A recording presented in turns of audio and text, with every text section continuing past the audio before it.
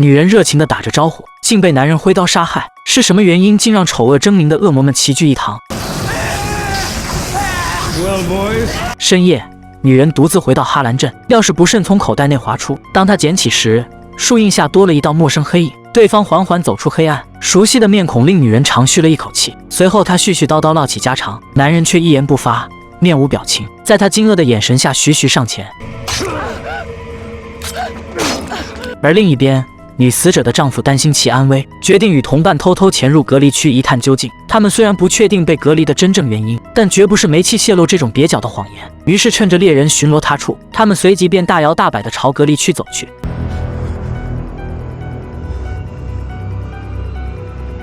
与此同时，小卡告诉萨姆学校内有人失踪，为了确保搜救行动顺利，萨姆告诉在场的众人，叫他们切勿接近隔离区，过几天便可以各自回家。随即又多嘴询问大伙是否有疑问，结果纷纷举手，反倒令他倍感尴尬。此刻小卡与萨姆已经发现女人的尸体，为如何安抚她的家人争吵不休。忽然门口出现女巫罗威娜的身影，萨姆趁机提出让罗威娜做出阿玛拉的灵魂容器，没曾想节骨眼上发生意外，恶魔弗兰带领2名被附身的人类来到小镇，以他们的性命做要挟，强迫迪恩等人关闭符咒。正当双方僵持不下时，枪声接连响起，寄宿他们体内的恶魔消散。弗兰见没了筹码，即刻离开。原来刚刚开枪的人是他们的老朋友凯奇，他之所以胆敢肆无忌惮地开枪，是因为枪膛射出的铁屑不会伤及宿主，另外还有驱除恶魔的神奇效果。这时贝尔告诉大伙，街道太过安静，恶魔们必然会有下一步动作。当得知贝尔的真实身份时，凯奇意外发现他竟是自己的刺杀目标。时至深夜，迪恩与凯奇结伴巡逻，凯奇正向迪恩打听罗威娜的消息。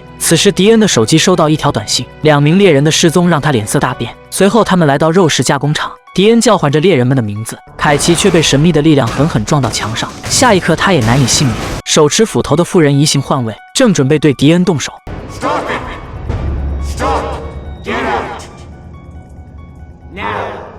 原来出手相救的竟是先知凯文。面对一脸诧异的迪恩，凯文说起过往，上帝没有信守承诺让他上天堂。除此之外，凯文感觉到符咒力量的衰弱，他愿意出力帮助迪恩等人，毕竟他是上帝亲自指派来到地狱，扯着上帝这张虎皮，在恶魔中可谓是呼风唤雨的存在。即使迪恩等人遭到恶魔的逼迫，自己也能早一步把得知的消息发送出去。而另一边，上帝恰克找到姐姐阿玛拉，表面上他像是扯着家常，但心思缜密的阿玛拉很快看出端倪。上帝不复巅峰状态，之所以找他是为了寻求帮助。彼时弗兰号召屋内的恶魔做好准备，符咒的力量逐渐减弱，他们很快会迎来翻盘的机会。但恶魔们似乎不太情愿与猎人硬刚。话锋一转，弗兰将话题引向凯文。凯文见情势不妙，准备离开，却被弗兰道破他与迪恩兄弟相识的事。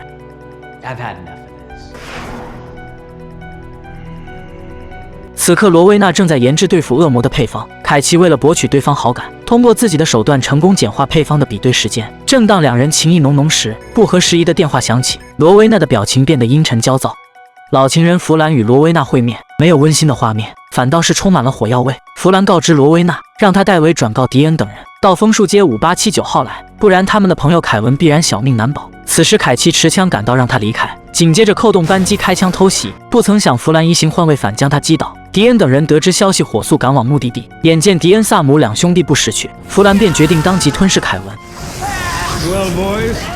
危急关头，罗威娜仿如神兵天降，吟唱咒语后，手中的灵魂容器释放光耀，诸多恶魔尽数被吸入其中，罪魁祸首弗兰却逃之夭夭。此时凯文告诉迪恩，符咒的力量越来越弱了，当即他们便赶到符咒的薄弱处。迪恩企图开枪用盐弹逼退恶魔们，然而寥寥几发根本解决不了问题，于是迪恩等人转而让罗威娜出手解决。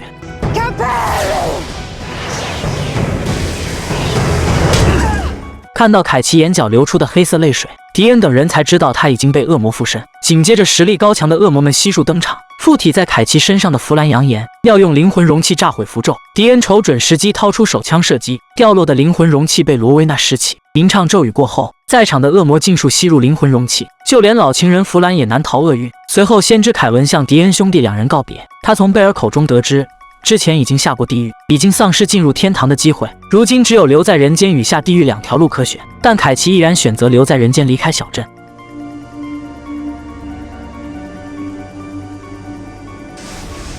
然而面对越来越多的恶魔，迪恩等人将会迎来更大的挑战。